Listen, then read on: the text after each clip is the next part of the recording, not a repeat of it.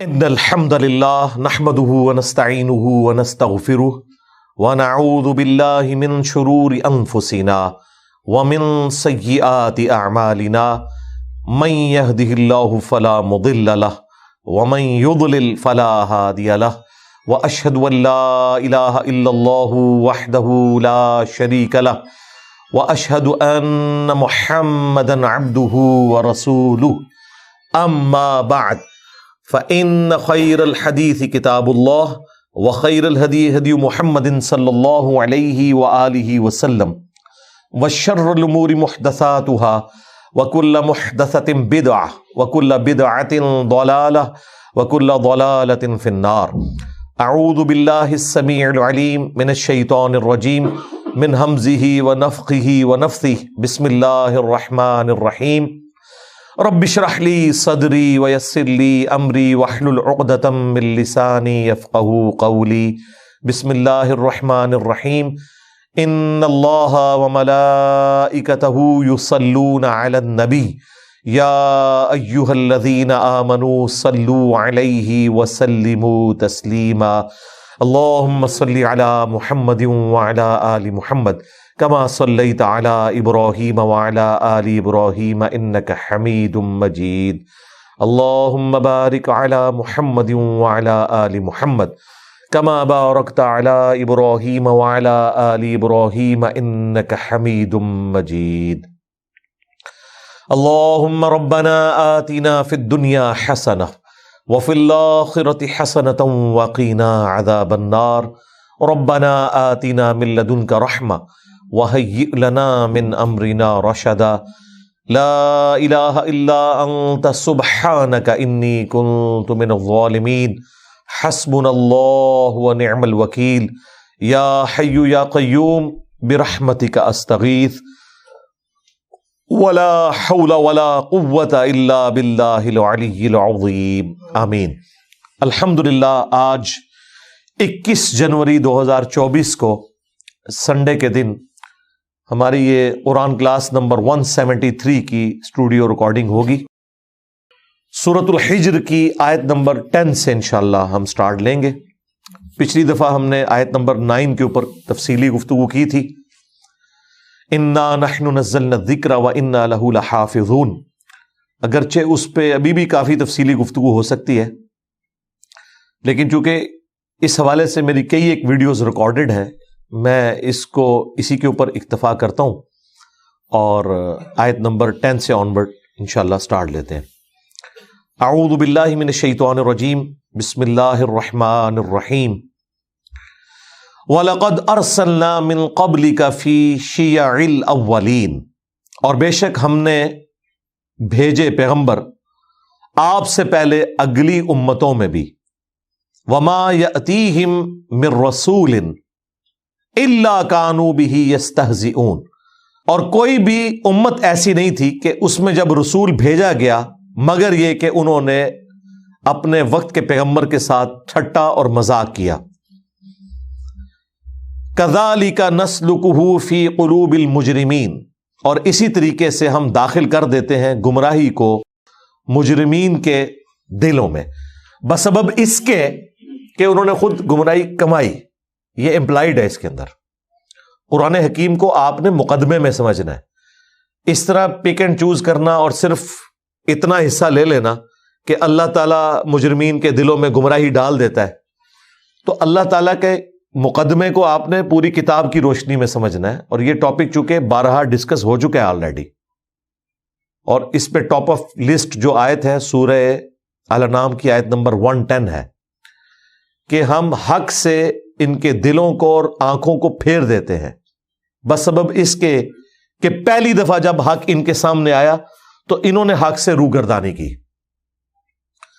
اور اگر اب آسمان سے ان پر فرشتے نازل ہوں اور مردے قبروں سے نکل کر ان سے بات کرنا شروع کرتے ہیں، اور وہ تمام چیزیں جن کا ان کو وعدہ دیا جاتا ہے یعنی آخرت کا دن وہ ان کی آنکھوں کے سامنے بھی آ جائے، تب بھی یہ ایمان نہیں لائیں گے جب تک کہ اللہ نہ چاہے. تو یہ جو پوائنٹ آف نو ریٹرن ہے، ختم اللہ علی قلوبہم وعلی سمعہم وعلی ابصارہم، اس کے بعد کی یہ بات ہے کہ جن لوگوں نے جان بوجھ کر پیغمبروں کا ٹھٹا اڑایا، ان کے دل نے گواہی دے دی تھی کہ یہ حق بات ہے، پھر اللہ تعالیٰ ایسے مجرمین کے دلوں میں گمراہی کو ڈال دیتا ہے اور اسی میں وہ سرگردہ رہتے ہیں۔ لا یؤمنون بہ، وہ نہیں ایمان لائیں گے اس پر، یعنی قرآن کے اوپر، جس طرح کہ اگلی امتوں کے لوگ اپنے وقت کے پیغمبر کا انکار کرتے تھے، آپ کی امت کے لوگ بھی جو حق سے جان بوجھ کر ہٹ چکے ہیں وہ بھی اس قرآن کے اوپر ایمان نہیں لائیں گے۔ وقد خلت سنت الاولین، اور بے شک یہ اولین میں طریقہ گزر چکا ہے، ایسے ہی ہوا کرتا ہے، جب جب پیغمبر دعوت پیش کرتے ہیں تب تب ان کی امتیں اسی طریقے سے ایٹیچیوڈ اڈاپٹ کرتی ہیں، ہمیشہ دو گروہ بن جاتے ہیں، ایک حق کو قبول کرنے والے، ایک حق سے اناد کرنے والے، اور الٹیمیٹلی اللہ تعالیٰ رسولوں کو اور ان کے اہل ایمان ساتھیوں کو بچا لیتا ہے اور مخالفین کو تباہ و برباد کر دیتا ہے، اور جب پوائنٹ آف نو ریٹرن آتا ہے اس کے بعد پھر کسی کو ہدایت کی توفیق بھی نہیں ملتی۔ بلکہ قرآن میں تو یہاں تک آیا ہے کہ جب موسیٰ علیہ السلام کو اللہ تعالیٰ نے فائنل یہ بتا دیا کہ اب آخرت کا عذاب آنے والا ہے، تو ساتھ یہ کہا کہ اب آپ کا دل نرم نہ پڑے، آپ نے اب مجرمین کے بارے میں مجھ سے ریکویسٹ نہیں کرنی جب فیصلہ ہو چکے، کیونکہ پھر انبیاء بعد میں تو افسوس تو کرتے تھے، دل تو ان کے نرم ہوا کرتے تھے۔ تمام قوموں کا جو ذکر آیا سورہ ہود میں، سورۃ الاعراف میں، جب قوموں کا عذاب دیکھا الٹیمیٹلی تو پیغمبروں نے مڑ کر آہ بھری، کاش تم لوگوں نے میری دعوت کو قبول کر لیا ہوتا تو آج یہ دن نہ تمہیں دیکھنا پڑتا، کیونکہ پیغمبر رقیق القلب ہوتے ہیں، نرم دل والے ہوتے ہیں۔ تو اللہ تعالیٰ فرما رہا ہے یہ سنت ہمیشہ طریقہ رہا ہے اگلوں میں بھی، کہ جو لوگ ایمان نہیں لانے والے وہ ایمان نہیں لاتے، اپنی ہٹ درمی پر قائم رہتے ہیں۔ اب یہ بڑی حیران کن آیات آ رہی ہیں اگلی، وَلَوْ فَتَحْنَا عَلَيْهِمْ بَابًا مِّنَ السَّمَاءِ، اگر ہم مشرکین عرب کے اوپر، آپ کے مخالفین کے اوپر آسمان کا کوئی دروازہ کھول دیتے، فَظَلُّوا فِيهِ يَعْرُجُونَ، اور وہ اس میں فریکوینٹلی آنا جانا شروع کر دیتے، آسمان پہ چڑھتے اترتے چڑھتے اترتے، کیونکہ یہ وہ معجزہ تھا جو یہ ڈیمانڈ کر رہے تھے۔ سورہ بنی اسرائیل میں 9 معجزات کا ذکر ہے، ان میں سے ایک معجزہ یہ تھا کہ آپ پر آسمان سے ہمارے سامنے کتاب نازل ہو، یا آپ ہمارے سامنے آسمان پہ چڑھیں، اور صرف چڑھنے کو نہیں مانیں گے، آپ وہ کتاب بھی لے کر اترے، آپ کا سونے کا گھر ہو، آپ کا کوئی باغ ہو جس میں آپ نہریں آنے واحد میں جاری کر دیں، ہمارے سامنے باغ بنے، اس میں نہریں روا ہو جائیں۔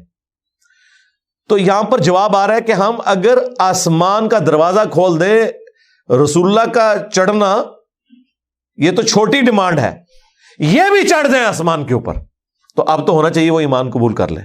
نہیں، لَقَالُوا إِنَّمَا سُكِّرَتْ أَبْصَارُنَا، تو ضرور یہ کہیں گے کہ یہ تو ہماری آنکھوں کے اوپر پردہ ڈال دیا گیا، سکر کی کیفیت میں ہم چلے گئے، ہمیں مدہوش کر دیا گیا، یعنی جو نظر آ رہا ہے ایسا نہیں ہے، ہم کوئی نہیں چڑھ رہے۔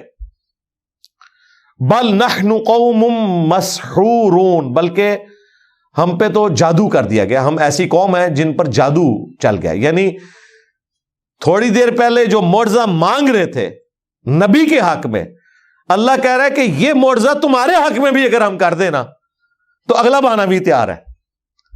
تو اب آپ اندازہ لگائیں، یہاں پر دعوت حق کے اگینسٹ جو لوگ بہانے تراشتے ہیں، اللہ تعالیٰ بھی اسی چیز کو ہائی لائٹ کر رہا ہے کہ میں بھی جو دعوت پیش کرتا ہوں نا، کوئی نہ کوئی بہانہ تیار کیا ہوتا ہے انہوں نے، اپنی کی بھی بات سے پیچھے ہٹ جائیں گے۔ کتنی بڑی ڈیمانڈ تھی کہ ہمارے سامنے پیغمبر چڑھے، اللہ نے کہا پیغمبر کو چھوڑو، تمہیں بھی چڑھا دیں گے، چلو آگے ٹورو۔ پھر تم نے کہنا ہماری آنکھوں کے اوپر جادو ہو گیا۔ یعنی جب پوائنٹ آف نو ریٹرن آ جائے، اسی چیز کو سورۃ الانعام میں اللہ تعالیٰ نے بیان کیا کہ اگر ہم انہیں دنیا میں دوبارہ واپس بھیج دیں تب بھی یہ وہی اعمال کریں گے۔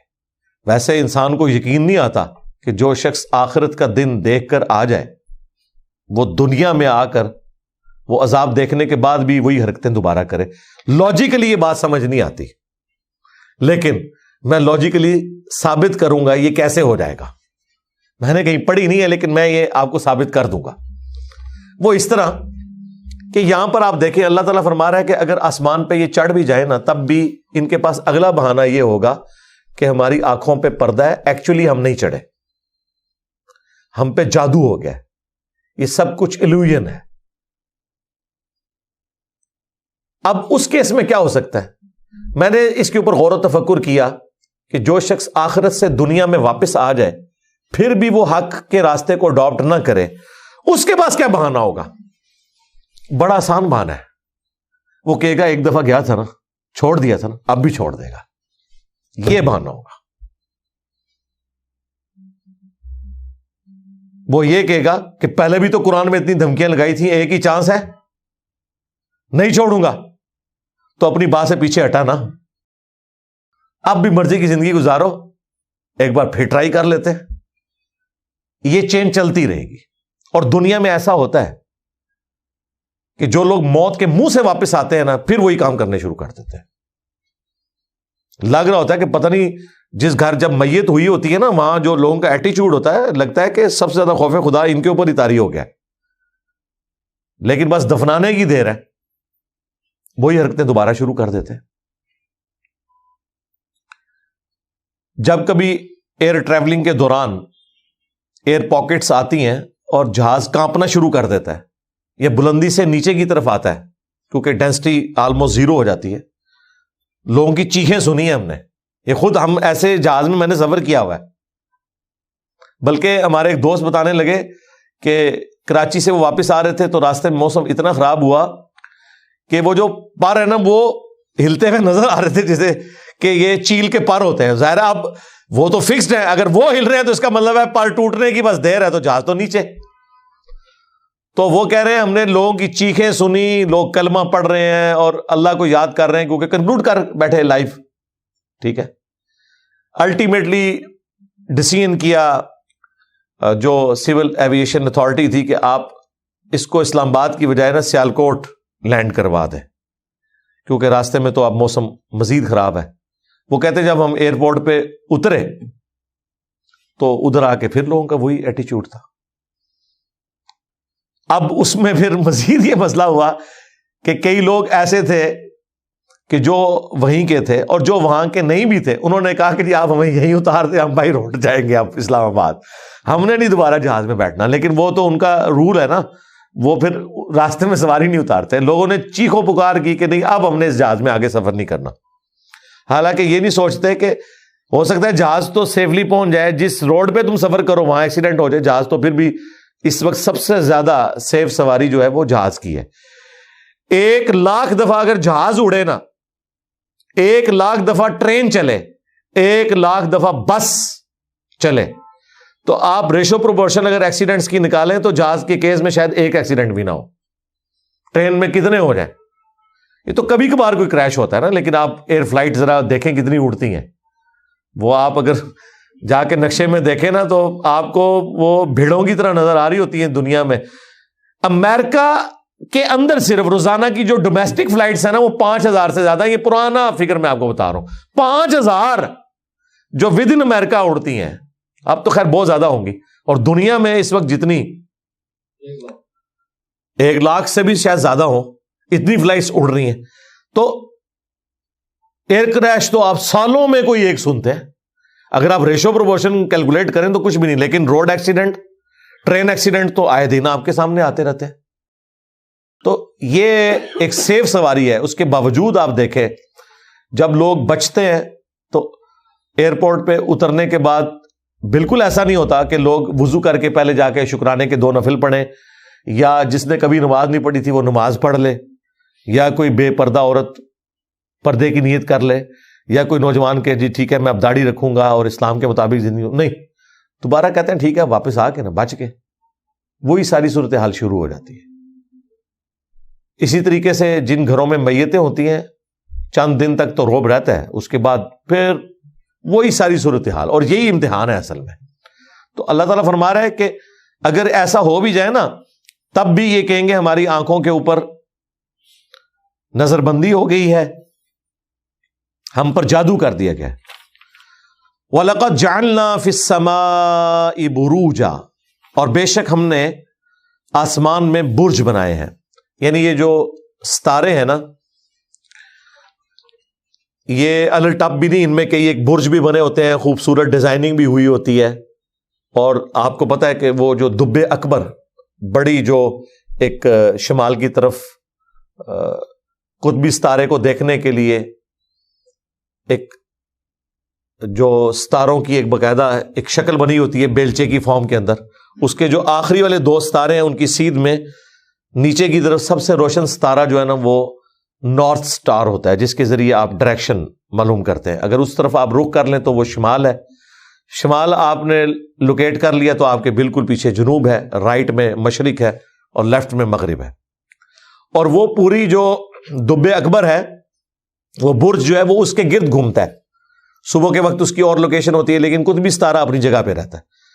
تو ہم نے آسمان میں برج بنائے، وَزَيَّنَّاهَا لِلنَّاظِرِينَ، اور دیکھنے والوں کے لیے آسمان کو ہم نے خوبصورت کر دیا ہے، مزین کر دیا ہے۔ میرے بھائیوں، اگر آسمان پر ستارے نہ ہونا تو رات کے وقت کوئی آسمان کی طرف دیکھے بھی نہ، یہ کتنی خوبصورتی ہے۔ ویسے تو ہمارے شہری علاقوں کے اندر اب جس طریقے سے اتنی روشنی ہے تو آپ کو ستارے نظر نہیں آتے، بہت رات کے وقت جب یہ باہر کی لائٹس آف ہوئی ہوں تو پھر آپ کو ستارے نظر آتے ہیں، لیکن خوبصورتی آسمان کی ستاروں کی وجہ سے۔ ایک یہ مقصد ہے آسمان کو خوبصورت بنانا، دوسرا مقصد کیا ہے؟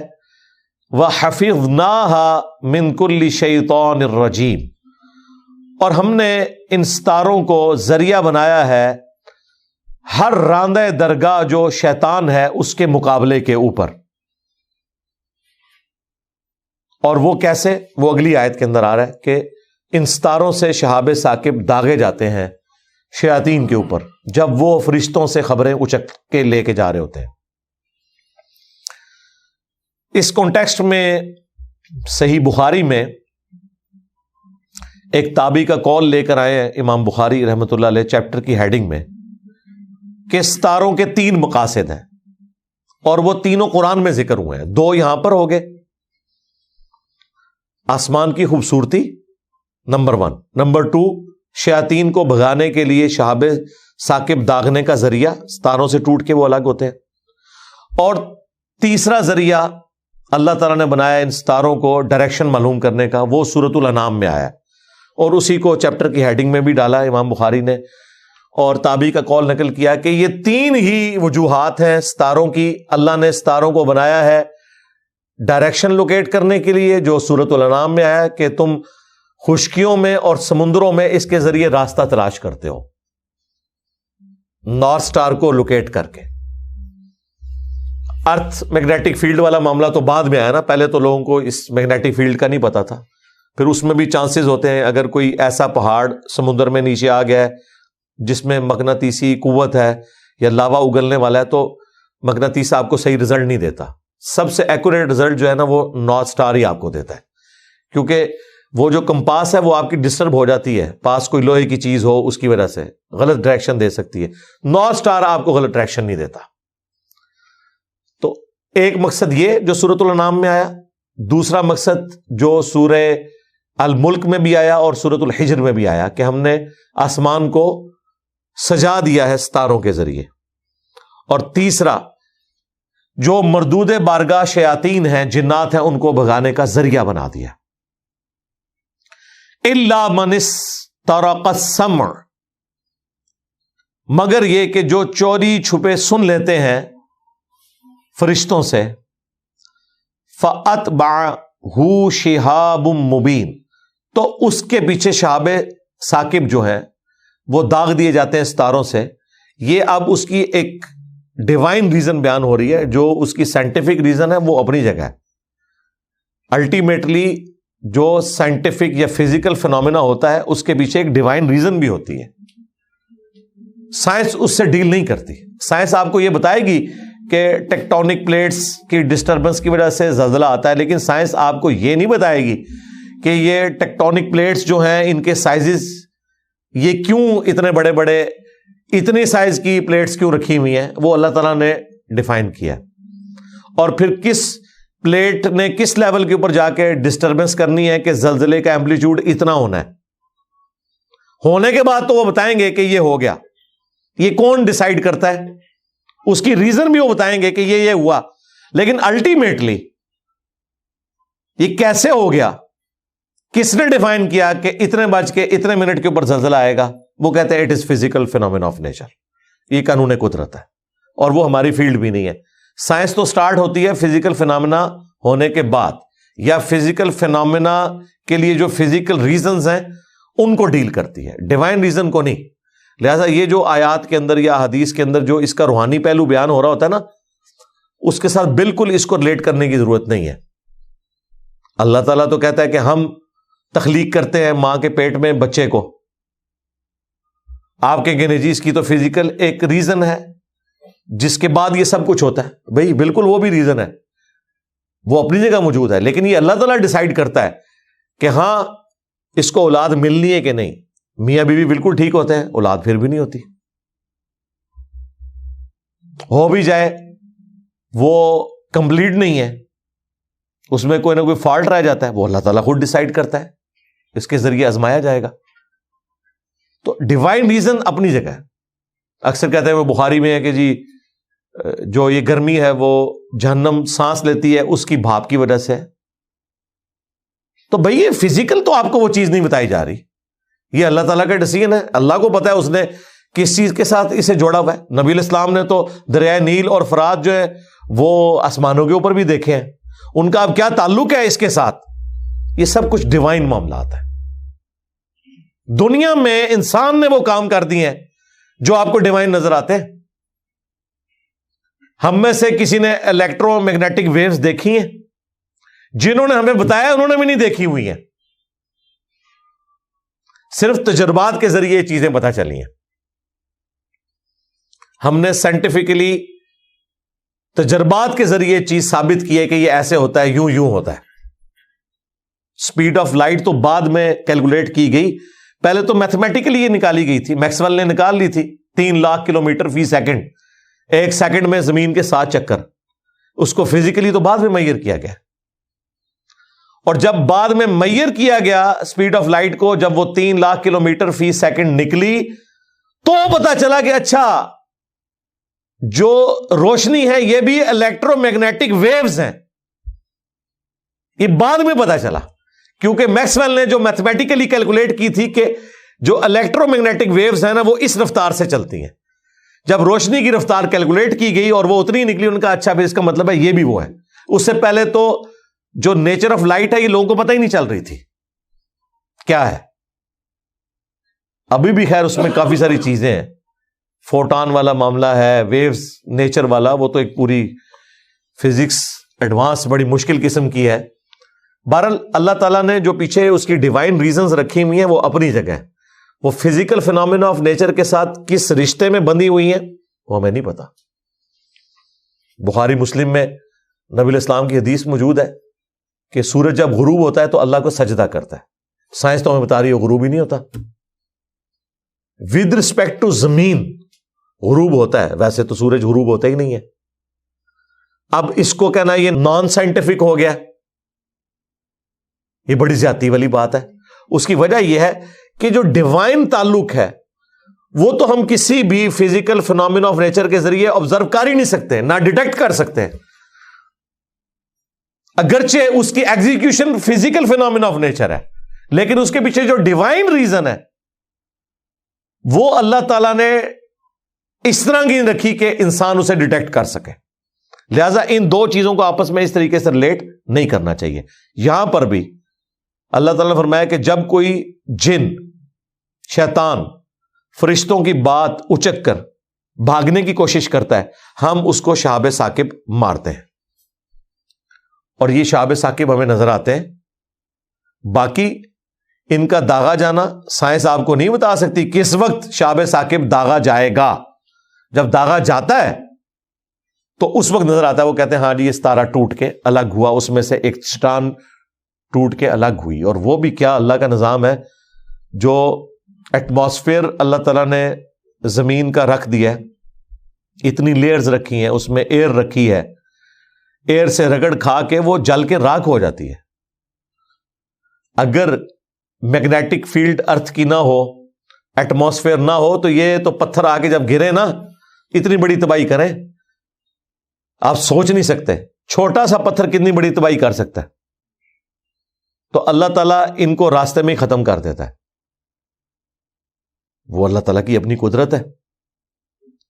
تو اس طرح کے جتنے بھی فزیکل فینومینا ہیں ان کے پیچھے ڈیوائن ریزن اپنی جگہ موجود ہے.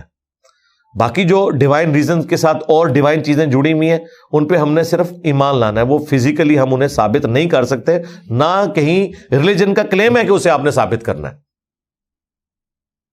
یہ بھی ذہن میں رکھیے گا. بخاری مسلم میں حدیث ہے کہ شیاطین جب اچکتے ہیں نا فرشتوں کی آپس کی گفتگو, تو ایک شیطان دوسرے کو بتاتا ہے, اس کے اوپر شاب ثاقب پڑتا ہے, وہ دوسرے کو بتا دیتا ہے, آدھی انفارمیشن آگے ٹرانسفر ہوتی ہے, دوسرے پہ بھی پڑتا ہے, تیسرے بھی پڑتا ہے, بعض اوقات کچھ نہ کچھ زمین تک پہنچ ہی جاتا ہے, اور آ کے وہ نجومیوں کے کان میں ڈالتا ہے, اور نجومی اس میں کچھ ایڈ کر کے پبلک میں عام کر دیتے ہیں. کچھ خبریں صحیح بھی نکل آتی ہیں اور لوگ سمجھتے ہیں یہ مستقبل کوئی بتا رہا ہے, حالانکہ وہ اللہ تعالیٰ نے آزمائش کا ذریعہ بنایا ہوتا ہے. اس لیے ہمیں ستاروں پر ایمان لانے کے لیے, یا ایسٹرولوجی کی فیلڈ کو اس اعتبار سے, یہ جو کہتے ہیں جی وہ ستاروں سے یہ ہو جاتا ہے, وہ ستاروں سے نہیں ہوتا, وہ شیاطین آ کے ان کو بتا رہے ہوتے ہیں. وہ تو فیلڈ سائنٹیفک ہے, ایسٹرونومی کی فیلڈ, اس کا کوئی تعلق نہیں اس کے ساتھ کہ کوئی مستقبل پریڈکٹ کر سکے کہ جس ستاروں کی موومنٹ سے فلاں کی تقدیر کے اوپر یہ اثر پڑتا ہے. بالکل نہیں, ڈر جائیں اللہ سے. بخاری مسلم میں حدیث ہے, نبی علیہ السلام نے غزوہ خیبر کے موقع کے اوپر فجر کی نماز پڑھائی, پھر صحابہ کی طرف متوجہ ہوئے اور فرمایا جانتے ہو ابھی ابھی تمہارے رب نے مجھ سے کیا کہا ہے؟ صحابہ نے کہا اللہ اور اس کا رسول بہتر جانتے ہیں. آپ ذرا اس روحانیت کو فیل کریں. میں تو جب یہ حدیث پڑھتا ہوں, بیان کرتا ہوں, ایک کیفیت طاری ہو جاتی ہے کہ وقت کا پیغمبر آپ کے سامنے ہے اور وہ کہہ رہا ہے کہ جانتے ہو ابھی ابھی تمہارے رب نے تمہارے لیے کیا پیغام بھیجا ہے. تو صحابہ کرام کے ایمان کا لیول کیا ہوگا کہ ڈائریکٹ اللہ کے نبی پر وہی نازل ہوئی ہے کہ آپ اپنے ماننے والوں کو یہ بات بتائیں. تو صحابہ نے کہا اللہ اس کا رسول بہتر جانتے ہیں. تو نبی علیہ السلام نے کہا ابھی ابھی تمہارے رب نے مجھے یہ وحی کی ہے کہ میں تمہیں یہ بتاؤں کہ آج کی صبح جو لوگوں نے کی تو دو حالتوں پر کی. ایک وہ طبقہ تھا جس نے کہا کہ فلاں ستارے کی گردش کی وجہ سے فلاں سیارہ فلاں جگہ چلا گیا, اس کی وجہ سے یہ بارش ہوئی ہے رات کو. ان لوگوں نے اپنے رب سے کفر پر صبح کی ہے اور ستاروں پر ایمان لا کر صبح کی ہے. اور ایک وہ لوگ ہیں یعنی کہ نبی الاسلام اور ان کے صحابہ جنہوں نے اس حال میں صبح کی ہے کہ انہوں نے کہا یہ بارش اللہ کی وجہ سے ہوئی ہے. اب دیکھ لیں آپ کا ہفتہ کیسے گزرے گا. مسلمان بھی پڑھ رہے ہیں ٹی وی چینلز کے اوپر. میں نہیں سمجھتا کہ اس طرح کے پروگرام ٹی وی چینلز کے اوپر چلانے چاہیے. یہ تو بدعت سے بہت آگے جا چکی ہے. یہ تو کفریہ چیزیں ہیں جنہیں ہمارے چینلز کے اوپر پروموٹ کیا جا رہا ہے, لیکن یہ کفر نہیں کسی کو نظر آ رہا کہ اس کا بھی کوئی تدارک کرنا ہے. ڈٹائی کے ساتھ کر رہے ہیں صراحتاً کفر, یعنی گمراہی والی تو بات نہیں, سیدھا سیدھا کفر. ستاروں پر ایمان لا رہے ہیں. تو یہ جو مستقبل پریڈکٹ ہونے والا معاملہ ہے وہ بخاری مسلم میں آیا کہ شیاطین اچک لیتے ہیں فرشتوں سے اور وہ پبلک میں اس طریقے سے عام کرتے ہیں اور وہ جھوٹ اور سچ ملا دیتے ہیں. اس کی وجہ سے لوگ کہتے ہیں کہ یہ ہو گیا, حالانکہ اکثر باتیں جھوٹی ہوتی ہیں, کچھ سچ بھی ہوتا ہے, وہ ٹرانسفر ہوتے. لیکن نبی الاسلام پر جب وحی نازل ہو رہی تھی اس وقت اسپیشل ایک پروٹیکشن تھی کہ شیاطین کوئی ایسی بات نیچے نہیں لے کے جائیں گے جس کی وجہ سے وحی میں کوئی ایسا مسئلہ آ جائے. اور وہ آسمانوں کے دروازے جب بند ہوئے, فرشتوں کو روکا گیا, تو پھر انہوں نے آپس میں گفتگو کی. شیاطین کو روک لیا گیا فرشتوں کے ساتھ کسی انٹریکشن کے پوائنٹ آف ویو سے. تو جنہوں نے آپس میں گفتگو کی کہ لگتا ہے کہ کوئی اللہ کی طرف سے بڑا فیصلہ ہو چکا ہے. وہ سورہ الجن میں ہے, سورۃ الاحقاف میں. پھر جنات نے جب نبی الاسلام کو قرآن پڑھتے ہوئے سنا, پھر انہیں پتا چلا کہ اچھا یہ مسئلہ تھا کہ اللہ تعالیٰ نے اپنے پیغمبر کو مبعوث کیا ہے, ان پہ وحی نازل ہو رہی ہے, اس وجہ سے یہ ہمارے لیے آسمان کے دروازے اب بند ہوئے ہیں. اور جس جگہ پہ نبی علیہ السلام وہ قرآن تلاوت کر رہے تھے نا، اس جگہ پہ پھر مسجد جن بنی ہوئی ہے، اس مسجد کا نام ہی جن رکھا گیا، کیونکہ نبی علیہ السلام مسجد نہیں تھی، نبی علیہ السلام کسی پیڑ کے نیچے بیٹھ کے قرآن پڑھ رہے تھے، اور نبی علیہ السلام کو بھی نہیں پتا تھا۔ آیات نازل ہوئی کہ اے نبی تم فرماؤ کہ مجھ پر وحی ہوئی ہے کہ ایک جنوں کا گروہ یہاں سے گزر رہا تھا اور اس نے قرآن سنا اور کہا کہ یہ کتاب ہے جو رشد و ہدایت کی طرف بلاتی ہے۔ موسیٰ علیہ السلام کے بعد یہ کتاب اب نازل ہوئی ہے، کیونکہ نبی علیہ السلام سے پہلے جو صاحب شریعت ڈومیننٹ پرسنالٹی تھے وہ حضرت موسیٰ علیہ السلام تھے۔ عیسیٰ علیہ السلام انہی 10 کمانڈمنٹس کو آگے لے کے چلے، اگرچہ عیسیٰ علیہ السلام بھی رسول تھے لیکن شریعت موسوی ہی چل رہی تھی۔ پھر وہ اپنی قوم میں گئے اور وہاں جا کے انہوں نے دعوت و تبلیغ کا، توحید کا کام شروع کر دیا۔ سورہ جن میں بھی ذکر موجود ہے اور سورۃ الاحقاف میں بھی، اور یہاں سورہ جنوں کو قابو کرنے کے لیے پڑھ رہے ہیں۔ شرک کی موت ہے سورہ جن۔ جس طریقے سے اللہ تعالیٰ نے توحید کو آشکار کیا ہے اور بتایا ہے کہ جنات کو ماننے والے لوگ، جنات کہتے ہیں کہ ہم سرکش اس لیے ہوئے ہیں کہ لوگوں نے ہماری پناہ مانگنی شروع کر دیے، تو ظاہر ہے پھر ہم بھی بھول گئے، ہم نے کہا ٹھیک ہے پھر ہم بھی بڑے طاقتور ہیں۔ جب آپ بار بار گیٹ نمبر 4 میں جائیں گے تو وہ بھی کہیں گے بھی ہم بہت طاقتور ہیں۔ ہر کوئی جو اس گیٹ نمبر 4 میں چلا جاتا ہے۔ تو جنات کا دماغ خراب کیا لوگوں نے، جو ان کی پناہ مانگنا شروع ہو گئے، اور پھر اللہ تعالیٰ نے اسی سورہ جن میں فرمایا وَأَنَّ الْمَسَاجِدَ لِلَّهِ فَلَا تَدْعُوا مَعَ اللَّهِ أَحَدًا، مسجدیں تو ہے ہی خاص اللہ کے لیے، اللہ کے سوا اللہ کے ساتھ کسی ہستی کو نہیں پکارنا۔ اور یہاں مسجد میں لوگ پڑھ رہے ہوتے ہیں سرکار غوث اعظم نظر کرم خدا را، مسجد میں جمعے کے دن ایسی منقبتیں، ایسی نعتیں پڑھی جا رہی ہیں جس میں اللہ کے سوا اور ہستیوں کو مدد کے لیے دعا میں پکارا جا رہا ہے۔ ایک تو ہے تعریف، وہ آپ کریں جس کی مرضی کریں، کوئی مسئلہ نہیں ہے، لیکن خدا کے مقابلے پہ پکارنا، اور یہ سارا شرک یہ سورہ جن پڑھنے والے ہی کر رہے ہوتے ہیں، کیونکہ انہوں نے ترجمے سے نہیں پڑھی نا۔ اس لیے ہم کہتے ہیں کہ قرآن صرف تلاوت کرنے کا فائدہ نہیں ہے جب تک کہ آپ اس کی تعلیمات پر عمل نہ کریں، ورنہ آپ تلاوت کر کے نیکیوں کے چکر میں ہو اور عقیدوں میں آپ کے شرک ہو تو نیکیاں تو آپ کی 0 سے ملٹیپلائی ہوگی۔ اس کا مطلب ہے قرآن کی تعلیمات سے استفادہ کرنا ہے، تب پھر تلاوت کا بھی فائدہ ہے آپ کو، سیدھی سی بات ہے۔ تو اللہ تعالیٰ فرما رہا ہے کہ شیاطین جو ہے ان کے اوپر شہاب ثاقب جو ہے وہ داغے جاتے ہیں۔ وَالْأَرْضَ مَدَدْنَاهَا، اور ہم نے زمین کو پھیلایا، وَأَلْقَيْنَا فِيهَا رَوَاسِي، اور اس میں ہم نے محکم پہاڑ گاڑ دیے۔ یہ ڈائنامک بیلنسنگ کر رہے ہیں زمین کی، پہاڑوں کی کٹائی کی وجہ سے جو ہمارا ایکو سسٹم ڈسٹرب ہوا ہے وہ آپ کے سامنے ہے، جنگلات کی کٹائی کی وجہ سے۔ اب تو دیکھیں دنیا میں کانفرنسز ہو رہی ہیں اس بنیاد کے اوپر کہ ایکو سسٹم تباہ ہو رہا ہے پولوشن کی وجہ سے، اوزون لیئر ڈسٹرب ہو رہی ہے۔ وہ اللہ بھلا کرے اس بندے کا جو وہاں پہ چلا گیا اور اس نے وہ 5-6 سال وہ جب رپورٹ بنائی، اس نے ناسا والوں کو بتایا ہو تہاڈیاں دوربیناں کس کام دیاں، سیٹلائٹ چھوڑے جے، میں نے تو آبزرو کیا ہے کہ اتنا بڑا اوزون لیئر میں سوراخ ہو چکا ہے۔ پھر انہوں نے وہ آپ کی جو ریفریجریٹر میں گیس تھی اس کے اوپر پابندی لگائی ہے، ادروائز یہ تو بیڑا غرق ہو جانا تھا۔ اتنا بڑا سوراخ آسٹریلیا کے اوپر ہو چکا ہوا تھا، اب وہ آہستہ آہستہ کر کے وہ دوبارہ سے نارملائز ہو گئے۔ اور یہ بھی انسان کو اللہ نہیں سجھایا ہے نا، ظاہر ہے اللہ نے تو اس کائنات کو چلانا ہے نا، ٹھیک ہے۔ ابھی گلیشیئرز تیزی سے پگھل رہے تھے، گلوبل وارمنگ والا سسٹم ہو رہا تھا، تو لوگوں کو آگاہ کیا گیا نا۔ یہ کورونا کا جو لاک ڈاؤن ہے اس کی برکات کتنی ظاہر ہوئی ہیں، کتنی پولوشن ختم ہوئی ہے، گرینری کی طرف لوگ آئے ہیں، درخت لگانا شروع کیے ہیں، تو ان چیزوں کے فائدے ہوتے ہیں۔ تو وہ لوگ جو دیکھ رہے ہیں کہ ہم نے اس زمین کو رہنے کے قابل رکھنا ہے تو وہ ان کے اوپر کانفرنسز کرتے ہیں، غریب ملکوں کو پیسہ دیتے ہیں، سمندر کی صفائی کے لیے بھی آپ کو پیسہ ملتا ہے۔ سمندروں کا بھی انہوں نے بیڑا غرق کر دیا تھا، سارا کچرا اس میں پلاسٹک کا جاتا تھا اور وہاں پہ مچھلیاں مر رہی تھی، پورا ایکو سسٹم ڈسٹرب ہو رہا تھا۔ تو اللہ تعالیٰ نے یہ سب کچھ بیلنس کیا ہوا ہے، وقت گزرنے کے ساتھ انسانوں کو سجھاتا ہے، جو خرابی ہیں وہ ریمیڈی بھی ہوتی ہے۔ زمین کو ہم نے بچھونا بنایا، پھیلا دیا، اس میں پہاڑ گاڑے ہیں، وَأَنبَتْنَا فِيهَا مِن كُلِّ شَيْءٍ مَوْزُونٍ، اور پھر ہم نے اس میں ہر طرح کی چیز اندازے کے مطابق جو اللہ تعالیٰ نے اس کے لیے طے کیا ہے وہ اگا دی ہے. ابھی کتنی سپیشیز ہیں صرف پلانٹ ارتھ کے اوپر؟ یہ بہت پرانے فگر ہیں، اب تو بڑھ چکے ہیں. 20 لاکھ سے زیادہ سپیشیز ہیں انسانوں کی، جانوروں کی اور نباتات کی، ساری ملا کے 20 لاکھ سے زیادہ. اور ان میں میل فیمیل سارا کچھ پورے کا پورا سسٹم ہے. ہمیں تو صرف ایک انسان پتہ ہے، یہ چند ایک جانوروں کے نام آتے ہیں، یہ چند پودوں کے نام.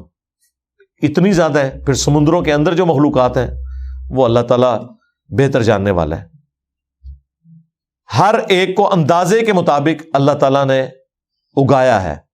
وَجَعَلْنَا لَكُمْ فِيهَا مَعَائِشْ، اور ہم نے بنا دیا ہے تمہارے لیے اس میں تمہاری معیشت کا سامان، رزق تمہارے لیے رکھ دیا ہے. وَمَن لَسْتُمْ لَهُ بِرَازِقِينَ، اور ان کے لیے بھی روزی رکھ دی ہے جنہیں تم رزق نہیں دیتے. یعنی تمہارے لیے تو رزق رکھا ہی ہے، اس زمین میں ان چیزوں کے لیے بھی رزق رکھ دیا ہے جنہیں تم روزی نہیں دیتے، اللہ روزی دیتا ہے. وہ تو آپ دیکھیں ابھی سائنٹیفک جو چینلز ہیں آپ کے ڈسکوری اور نیشنل جغرافک، کہ یہ ایسے پودے ہیں جو جانوروں کو کھاتے ہیں. ہمیں تو یہی پتا ہے نا کہ جانور پودوں کو کھاتے ہیں. ایسے ایسے پودے ہیں کہ ان کے پتے کھلے ہوئے ہوتے ہیں، پورا پورا مینڈک ہضم کر لیتے ہیں. وہ جیسے ہی مینڈک جاتا ہے وہ اس کے اندر خوشنما ایسے رنگ ہیں کہ وہ اٹریکٹ ہوتا ہے، جیسے ہی وہ اندر جاتا ہے وہ بند ہو جاتا ہے، پتا ہڑپ کر لیتے ہیں. اب یہ وہ ہے جو سورۃ العنکبوت میں آیا کہ کتنے ہی جاندار ایسے ہیں جو اپنی پیٹھ پر رزق لاد کر پھرتے نہیں ہیں، ہم انہیں رزق دیتے ہیں، ان کے منہ میں پہنچا رہے ہیں نا جی. پودا چل نہیں سکتا، پودے کے منہ میں رزق آ رہا ہے. مکھی ہے، وہ جا کے بیٹھتی ہے، وہ بند ہو جاتا ہے. اچھا پھر انہوں نے یہ بھی بتایا کہ وہ جب وہ پھڑپھڑائے گا نا اتنی دفعہ تو اس کے بعد وہ بند ہوتا ہے. بارش کے قطرے جب پڑتے ہیں نا اسی کانٹوں کے اوپر، بارش کے قطرے بھی تو اس کو افیکٹ کر رہے ہیں، اس کی وجہ سے نہیں بند ہوتا. ایسی فریکوینسی وہ ڈیٹیکٹ کرتا ہے کہ یہ والی فریکوینسی ہے. جس طرح آپ ماؤس بھی 2 دفعہ کلک کریں تو آگے چلتا ہے، 1 دفعہ کلک کرنے سے نہیں چلتا، وہ کلک ہوتا ہے اس میں باقاعدہ. اسے پتا ہے کہ اتنی تیزی سے پھڑپھڑائے گا تو میں نے بند ہونا ہے. کیا نظام ہے. پھر ویل مچھلی کا رزق پورا ہو رہا ہے. چھوٹی ویل مچھلی بھی 500 کلو گوشت کھاتی ہے روز کا. اور پیسیفک اور اٹلانٹک کے اندر اتنی بڑی بڑی ویل مچھلیاں ہیں جن کا سائز ہمارے نارمل 30 ہاتھیوں کے برابر، 30 کے قریب ہاتھی ہونا تو اتنی بڑی ویل مچھلی ہے، اس کا رزق بھی پورا ہو رہا ہے. کوئی سوچ سکتا ہے اتنی ویل مچھلیوں کو کھانا کھلانا. اس کے علاوہ جو حشرات الارض ہیں وہ آپ کے سامنے ہیں. شیر کی بھی خوراک پوری ہو رہی ہے. شیر جس کو کھا رہا ہے اس کی بھی خوراک رکھی ہوئی ہے اللہ تعالیٰ نے. سارے کا سارا ایک فوڈ سرکل چلایا ہوا ہے. اللہ تعالیٰ ہی اس کا حساب رکھنے والا ہے. وَإِن مِّن شَيْءٍ إِلَّا عِندَنَا خَزَائِنُهُ، اور کوئی بھی شے ایسی نہیں ہے مگر یہ کہ ہمارے پاس اس کے خزانے موجود ہیں. وَمَا نُنَزِّلُهُ إِلَّا بِقَدَرٍ مَّعْلُومٍ، اور ہم نہیں اتارتے ان خزانوں کو مگر ایک اندازے کے مطابق. یعنی اللہ تعالیٰ کہہ رہا ہے ہم یہ خزانے اتار رہے ہیں. بھلے زمین خزانہ اگل رہی ہے نا، اتارا اللہ ہی نے. کیسے اتارا ہے؟ جو قرآن میں جگہ جگہ ہے، آسمان سے پانی برسایا، زمین میں کھیتیاں اگا دی، اسی پانی کی برکت سے کھیتیاں بھی اگیں، فروٹ بھی اگا. کیا کچھ نہیں اگ رہا. اور ابھی جو ڈسکوریز وقت کے ساتھ ساتھ ہوتی جا رہی ہیں، یعنی 8 سے 200 سال پہلے تو کسی کو پتہ ہی نہیں تھا کہ زمین کے اندر اتنا بڑا خزانہ ہے کہ پوری دنیا ڈیپینڈنٹ ہو جائے گی اس خزانے کے اوپر. بلیک گولڈ، تیل. آج آپ ایک لمحے کے لیے سوچیں کہ دنیا سے تیل ختم ہو جائے، پیٹرول ڈیزل، جدھر دنیا ہے ادھر ہی رک جائے گی. زمین پہ آ جائیں گے لوگ. نہ آپ کا کوئی جہاز اڑ سکتا ہے، نہ کوئی ٹرین چل سکے گی، نہ آپ کے موٹر بائک چل سکیں گے. اور اگر آپ نے سولر پہ شفٹ کرنا ہے اس کے لیے آپ کو بہت بڑے لیول کے اوپر انویسٹمنٹ کرنی پڑے گی. جہاز تو پھر بھی نہیں آپ اڑا سکتے. ہاں، اتنا بڑا جہاز جس پہ پلیٹیں لگی ہوتی ہیں مشکل سے 2 مسافر اٹھاتا ہے، کیونکہ وہ انرجی اتنی سی جگہ کے اوپر اتنی بڑی انرجی یہ آپ کو پیٹرول ہی دے سکتا ہے۔ اور پھر اللہ تعالیٰ نے جو یہ فشن پروسیس آئنسٹائن کے دماغ میں جو چیز ڈالی E=mc²، اس کے بعد تو میرے بھائی حیران کن چیز ہے کہ اتنے سے یورینیم سے آپ اتنی انرجی پروڈیوس کرتے ہیں جتنی 1 ملین کلو کوئلے سے، یعنی 10 لاکھ کلو کوئلہ ہونا اتنا سا یورینیم اس کے برابر انرجی دے دیتا ہے۔ اس لیے دیکھیں یہ جو آپ کی آبدوزیں چل رہی ہیں نیوکلیر، وہ کئی مہینے سمندروں کے نیچے رہتی ہیں اور دنیا کے کتنے سمندر گھومتی ہیں، دشمن ملکوں کے سمندر بھی گھوم رہی ہوتی ہیں، تو پیٹرول کہاں سے ڈلوائیں؟ وہ سولر پہ بھی نہیں چل سکتی، نیچے تو اندھیرا ہے، سورج کی روشنی نہیں پہنچتی، وہ نیوکلیر ہے، وہاں سے انرجی حاصل کرتی ہیں۔ تو یہ وہ چیزیں ہیں جو اللہ تعالیٰ نے پوٹینشلی اس زمین کے اندر سب کچھ رکھا ہوا تھا، ابھی تو پتہ نہیں کیا کچھ سامنے آنا ہے۔ ہماری قوم کو تو سولر کا تعارف اب آ کر ہوا ہے نا، ویسے تو یہ 50s کے اوائل میں ہی ڈسکوریز ہو چکی ہوئی تھی کہ اس طریقے سے بجلی بنائی جا سکتی ہے، 1950s میں، 100 سال اس کو بھی نہیں ابھی ہوئے۔ لیکن پاکستان میں تو یہ لوڈ شیڈنگ کی برکت سے یہ سب کچھ آنا شروع ہوا ہے، تو اب یہ چائنا نے اسے سستا کیا ہے، ادروائز تو یہاں بھی لوگوں کو نہیں پتا چلنا تھا کتنا بڑا خزانہ ہے۔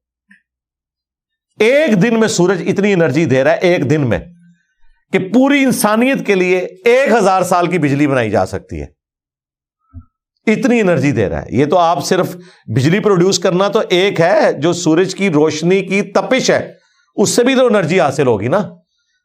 یہ ہماری سولر پلیٹس سورج کی تپش کی وجہ سے نہیں بناتی انرجی، سورج کی روشنی کی وجہ سے بناتی ہیں، یعنی اس کے اندر جو ہیٹ ہے نا اس کو نہیں یوز کرتی، روشنی کو یوز کرتی ہیں۔ یہ ٹھنڈی روشنی بھی ہو تو انہوں نے بنانا ہے۔ چاندنی راتوں میں آپ دیکھیں نا، جب چاند روشن ہوتا ہے وہ تو کوئی تپش نہیں دے رہا، اس وقت بھی سولر پلیٹس کچھ نہ کچھ انرجی بنا رہی ہوتی ہیں، روشنی کی وجہ سے ہوتا ہے، یہ تپش کی وجہ سے نہیں۔ تپش کی وجہ سے وہ ہیں جو آپ نے چولہے بنا لیے ہیں سولر کے، جو ایک جگہ پہ انرجی کو مرکوز کرتے ہیں اور آپ چیزوں کو ابال بھی سکتے ہیں مررز کے ذریعے، کنویکس لینز کے ذریعے، جو بچپن میں ہم بھی کبھی کوئی وہ دادی ماں کی جو وہ نزدیک کی نظر والی جو اینک ہے اس کے ذریعے آپ سورج میں کریں اور نیچے رکھیں کاغذ، وہ اس پہ آگ لگا دیتا ہے تھوڑی دیر بعد۔ ہاں، مہذب کنویکس لینز اسے کہتے ہیں انگلش میں اور اردو میں مہذب عدسہ۔ تو وہ ہیٹ سے کر رہا ہوتا ہے، ایک جگہ اسے مرکوز کر دیتا ہے۔ آج کل اس قسم کے جو سولر گیزر ہیں وہ بھی آئے ہوئے ہیں، وہ سولر پلیٹوں والے گیزر نہیں ہے، وہ سورج کی تپش کو کنورٹ کرتے ہیں اس اعتبار سے کہ پانی آپ کا اتنا گرم کر دیتے ہیں کہ نہانے کے قابل ہو جاتا ہے۔ تو یہ وہ چیزیں جو اب سامنے آ رہی ہیں۔ ابھی تو سمندروں سے، ابھی اس وقت جو لیٹسٹ کام ہو رہا ہے نا وہ سمندر کی انرجی کے اوپر ہو رہا ہے، کہ جو اس کے اندر ویوز آ رہی ہیں نا ان کو کسی طریقے سے کنورٹ کیا جائے میکینیکل انرجی کے اندر اور پھر بجلی بنائی جائے۔ کتنی طاقت ہے ان ویوز کے اندر، تنکوں کی طرح اتنے ہزاروں ٹن بلکہ لاکھوں ٹن وزنی جو بحری جہاز ہیں تنکوں کی طرح اٹھا کے پرے پھینکتے ہیں، سونامی کی جو لہریں آتی ہیں، اور سمندر میں تو ہر وقت لہریں چلتی ہیں، ہوائیں بھی چلتی ہیں، لیکن وہاں پہ فاؤنڈیشن کا اتنا خرچہ ہوتا ہے کہ ونڈ مل لگانے کے لیے آپ کو خرچہ بہت زیادہ کرنا پڑ جاتا ہے۔ تو وہ کہہ رہے ہیں ویوز کو ہم اس طریقے سے ٹرانسفر کریں، اور اس کے اوپر بڑا کام ہو رہا ہے، لیکن ابھی تک وہ اتنا مہنگا پڑ رہا ہے کہ وہ انرجی بڑی تھوڑی ہی حاصل ہو رہی ہے، لیکن وہ لگے ہوئے ہیں، ایک نہ ایک دن انشاءاللہ یا اجمیر شریف والے یا بغداد شریف والوں نے کامیاب ہو ہی جانا ہے اور کوئی نہ کوئی ایسی بنا لینی ہے، اور پھر انرجی کا ایک اور سورس انسانیت کے پاس آ جائے گا۔ اللہ تعالیٰ نے قیامت تک کے لیے اس زمین کے اندر وہ سارا پوٹینشلی نظام رکھ دیا ہے کہ جو انسانیت کے لیے، یہاں مخلوقات کے لیے ضروری ہے۔ تو وہ اللہ تعالیٰ فرما رہا ہے کہ ہم نازل فرماتے ہیں ایک اندازے کے مطابق جو ہم فیصلہ کرتے ہیں کہ ابھی اتنی ضرورت ہے. پہلے اللہ نے فیصلہ کیا ہے کہ نہیں تیل دریافت کروانا. یہ کوئی ٹیکنالوجی کی برکت سے تو تیل دریافت نہیں ہوا تھا کہ انسان نے ایسی ٹیکنالوجی بنا لی کہ وہ نیچے چلے گئے اور جا کے تیل دیکھا. بائی چانس پینسلوینیا میں 1853 میں پہاڑوں سے گزرتے ہوئے کرنل ایڈمن جو تھے امریکہ کے، ایک اتنی بڑی مٹھی داڑھی ماشاءاللہ ان کی، ہے کرسچن تھے، وہ ایسی جگہ سے گزرے کہ وہاں پر وہ تیل کا لیول ایسا تھا کہ وہ زمین کے لیول سے تیل اگل رہی تھی زمین، ورنہ تو تیل کا کنواں کم از کم 1 کلومیٹر نیچے ہوتا ہے. ہاں، یہ جو آپ کو کہانی کرا دیتے ہیں نا، دیکھیں سائنس نہ آپ کو آتی ہو نا تو یہ تماشا ہی بن جائے گا آپ کے لیے کہ جی فلاں نے جو ہے وہ پانی کے لیے کنواں کھودا اور نیچے سے تیل نکل آیا. وہ تیل نہیں نکلتا، کوئی بیچارے کا کوئی سٹوریج ٹینک ہے کسی پیٹرول پمپ والے کا، اس سے چوری کر کے تو وہ کہتے ہیں جی نیچے سے کنواں نکل آیا. اور یہ پیٹرول اور ڈیزل تو زمین سے نکلتا ہی نہیں ہے، وہ تو خام تیل ہوتا ہے. یہ تو اتنا مشکل پروسیس ہے، کس طریقے سے اسے ہیٹ کرتے ہیں آئل ریفائنری میں، وہ مشکل ترین پروسیس ہے. اور ہر ٹیمپریچر کے اوپر ایک رسپیکٹو تیل سامنے نکلتا ہے. کیروسین آئل جو مٹی کا تیل ہے وہ علیحدہ سے، ہائی آکٹین جو ہے وہ علیحدہ سے. اتنا مشکل پروسیس ہے، آگ بھی لگ سکتی ہے. یہ بڑا مشکل ایک کنٹرول انوائرمنٹ میں ہوتا ہے. یہ زمین سے نکلا ہوا تیل استعمال کے قابل نہیں ہے اتنا آسانی کے ساتھ. لیکن جب اللہ تعالیٰ نے اسے دریافت کروانا تھا اس لیول پہ لے آیا. پھر لوگوں نے سوچا اچھا یہ بھی ہو سکتا ہے، تلاش کرو. 1000 کنواں کھودا جاتا ہے نا تو اس میں سے کوئی ایک کنواں تیل کا نکلتا ہے. بہت بڑی انویسٹمنٹ ہوتی ہے. لوگ کہتے ہیں جی بلائیں کمپنیاں، بھائی کمپنیاں تب آتی ہیں جب انہیں پتا ہو کہ اس میں سے کچھ نکلنا بھی ہے، تب آ کے وہ تیل تلاش کرتے ہیں. اور پھر وہ کنواں بھی کوئی 400-500 فٹ نہیں ہے، کم از کم 4000 فٹ نیچے جانا ہے تو تب چانسز ہیں. اور 4-4 ہزار کے اگر آپ کو 1000 کنویں کھودنے پڑ جائیں تو آپ کیا سمجھتے ہیں؟ مٹی ہے، چٹانیں ہیں، پھر پانی آتا ہے، پھر پانی بھی سارا ختم ہو جاتا ہے، پھر اگلی چٹانیں شروع ہوتی ہیں، پھر کیا کچھ نہیں ہوتا، پھر جا کے وہ سب کچھ نکلتا ہے. تب جا کے یہ سب کچھ انسانیت کو ملا ہے. ابھی پتہ نہیں کیا کچھ رکھا ہوا ہے. تو اللہ تعالیٰ فرماتا ہے ہم اندازے کے مطابق، اب اللہ نے دیکھا کہ ٹھیک ہے ابھی ضرورت ہے، آبادی بڑھ رہی ہے، یہ اور کرو. بیماریاں آئی ہیں، ان کے علاج آنا شروع ہو گئے، اور انسانیت کو اللہ تعالیٰ نے ترقی کروائی. کہاں سے کہاں ترقی پہنچ گئی. آج دنیا میں آپ کو ساری سائنس کی برکت سے جو ترقی نظر آ رہی ہے، انسان کو اللہ تعالیٰ نے سکھائی ہیں چیزیں. تو تب ہم اس قابل ہیں کہ آج ہم زندگی کو انجوائے کر رہے ہیں. آج سے پہلے زندگی انجوائے کرنے کے قابل نہیں تھی. آج آپ ایک لمحے کے لیے یہ سائنس کی جو برکات ان کو نکالیں نا، سب سے پہلے تو وائی فائی اپنا ختم کریں، انٹرنیٹ ختم کریں، بجلی ختم کریں. آپ کہیں گے اس سے پہلے کہ یہ سب کچھ ختم ہو ہمیں موت ہی آ جائے، زندگی رہنے کے قابل ہی نہیں. سب کچھ نہیں، آپ کے بیڈ ختم، آپ کے قالین ختم، آپ کے پنکھے ختم، آپ کی لائٹنگ ختم، آپ کا لینٹر ختم. جو لوہے کی پوری سٹرکچر ہے، یہ پورا جو لینٹر ڈالا ہوا ہے آپ کی، یہ ساری کی ساری کچھ بھی نہیں. آپ جا کے پتے پہن کے آپ رہیں. یہ سب کچھ اللہ تعالیٰ نے ترقی کروائی ہے. اس کا پازیٹیو یوز بھی ہے اور نیگیٹو بھی ہے. تو پازیٹیو یوز کریں. اللہ تعالیٰ ایک اندازے کے مطابق ان چیزوں کو نازل فرماتا ہے. وَأَرْسَلْنَا الرِّيَاحَ، اور ہم بھیجتے ہیں ہواؤں کو بھی. لَوَاقِحَ، جو کہ آپ اس کے لیے اپروپریٹ ورڈ یوز کریں کہ جو پولنز کو لے کے چلتی ہیں، تاکہ وہ افزائش کا سلسلہ درختوں کے کیس میں بھی لے کے چلیں. اور یہ وہ چیزیں جو اس زمانے میں بھی لوگ آبزرو کر لیتے تھے. بیج ٹریول کرتا تھا. یہ ہم بچپن میں بھی وہ مائی بڈی کے ساتھ کھیلتے تھے نا، وہ بیج ایک چھوٹا سا بیج میں ہوتا تھا اور باہر اس کے وہ روئی کی طرح کا، وہ ہوا کے ساتھ اڑ کے جاتا تھا اور جہاں جہاں جاتا تھا وہاں جا کے وہ اس طریقے سے معاملات پھیلتے تھے. سائنس کی برکت سے ایک سٹیپ اور طے ہو گیا کہ ہمیں پتہ چل گیا کہ جو پولنز ہیں نا نظر آنے والے، جو فرٹائل کرتے ہیں، کیونکہ نر اور مادہ پودوں میں بھی ہوتے ہیں، اگر یہ اس طریقے سے فرٹائل نہ ہو تو آگے ان کی وہ نسل نہیں چل سکتی. اور صرف ہوائیں نہیں لے کے چلتی، پرندوں کے پاؤں سے لگ کے بھی یہ پولن ٹرانسفر ہوتے ہیں. پھر جو مکھی ہیں ان کے ذریعے بھی ٹرانسفر ہوتے ہیں.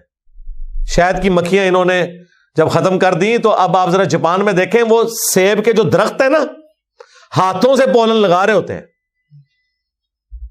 درختوں کے اوپر چڑھ چڑھ کے. انہیں بعد میں اندازہ ہوا کہ یہ مکھیاں مار کے تو ہم نے مصیبت بنا لی ہے، یہ تو ایک مفت میں ہمارا کام کر رہی تھی. ایکو سسٹم جو ڈسٹرب ہوتا ہے پھر یہ کچھ نکلتا ہے اس میں سے. تو اللہ تعالیٰ فرما رہا ہے کہ ہم ہواؤں کو ذریعہ بناتے ہیں کہ وہ بار دار بنا کر ان کے ذریعے ہم یہ افزائش کا سلسلہ چلاتے ہیں درختوں کا. فَأَنزَلْنَا مِنَ السَّمَاءِ مَاءً، پھر ہم اتارتے ہیں آسمان سے پانی. ظاہر ہے جب بیج پہنچ گیا، پولنز پہنچ گئے، آسمان سے پانی نازل ہوا. فَأَسْقَيْنَاكُمُوهُ، پس وہی پانی ہم تمہیں بھی پلاتے ہیں. وَمَا أَنْتُمْ لَهُ بِخَازِنِينَ، اور تم اس قابل نہیں تھے کہ اس پانی کا خزانہ رکھ سکتے. یہ خزانہ بھی ہمارے پاس ہے، سٹوریج نہیں کر سکتے تھے. واقعی ہم تو نہیں سٹوریج کر سکتے، سمندر میں سٹور ہوا ہے، ہمارے کسی کام کا نہیں. سمندر سے کون لے کے آئے؟ سعودیہ والوں سے پوچھے نا، سعودیہ میں پانی کیوں مہنگا ہے؟ پیٹرول سے بھی مہنگا ہے، کیونکہ پروسیس کرنا پڑتا ہے، اتنا خرچہ ہوتا ہے. سمندر کا پانی تو پینے کے قابل نہیں ہے، لیکن دیکھیں اللہ تعالیٰ مفت میں پروسیس کرواتا ہے.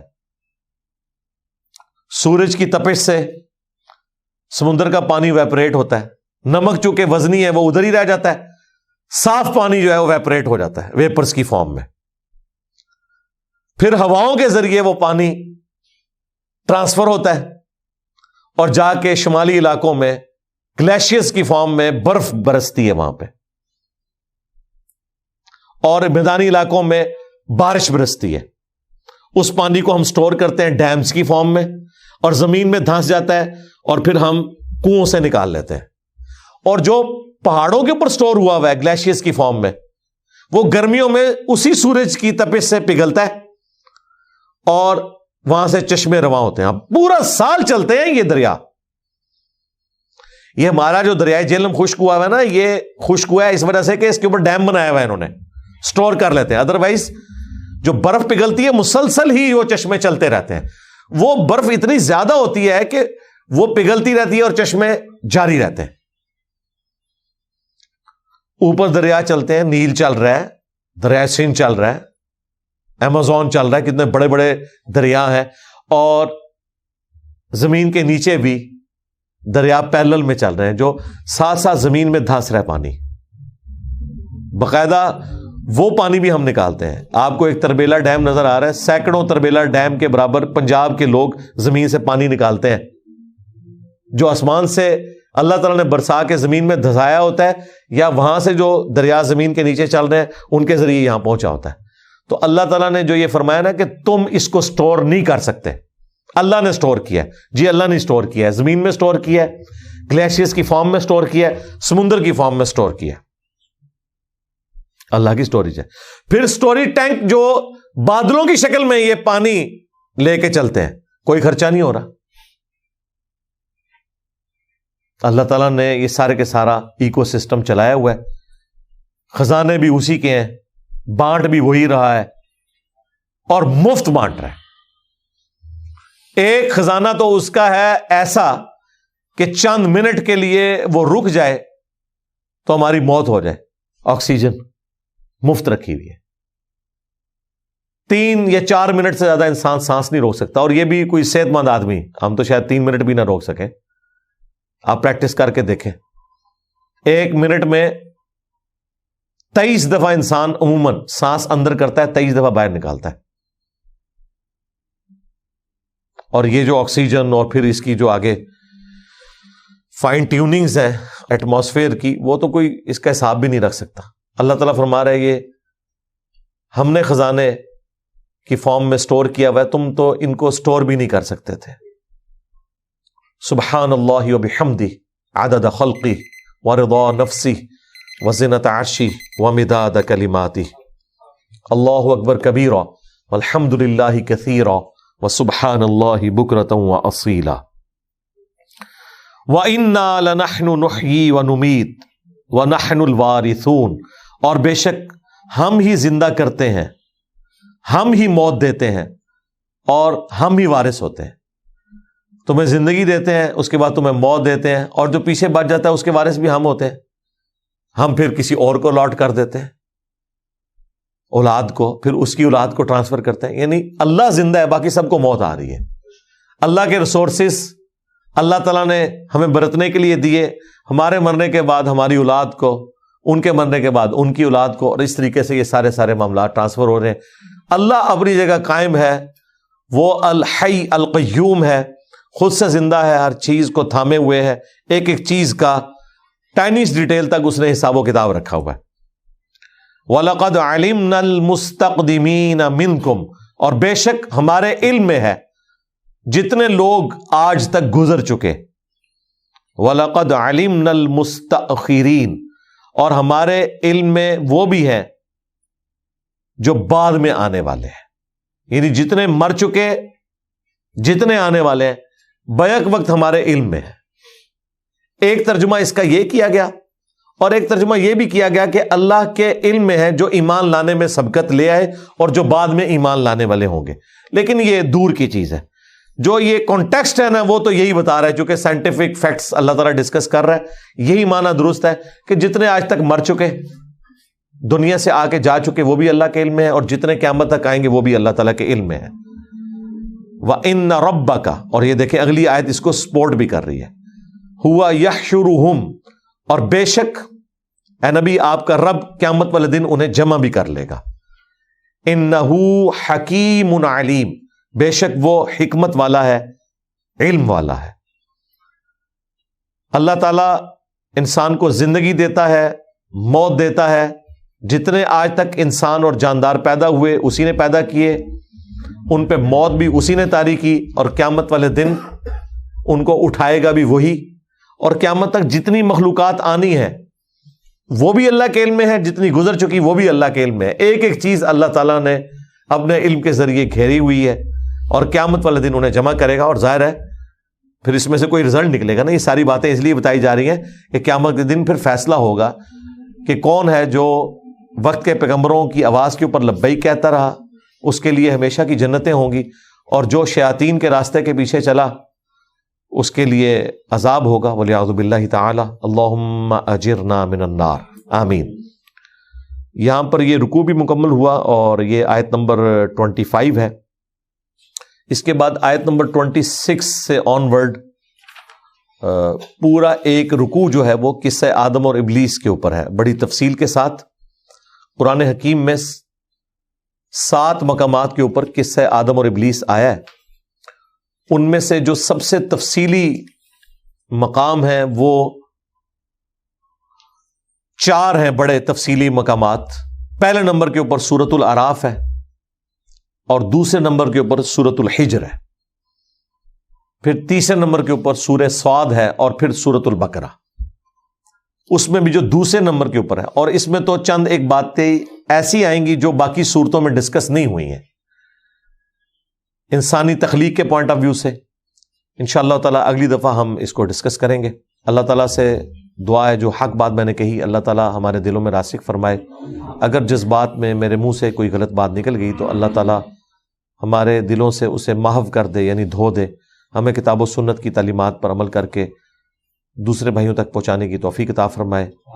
सुब्हानकल्लाहुम्मा व बिहम्दिक अशहदु अल्ला इलाहा इल्ला अंता अस्तगफिरुका व अतूबु इलैक व मा अलैना इल्लल बलागुल मुबीन।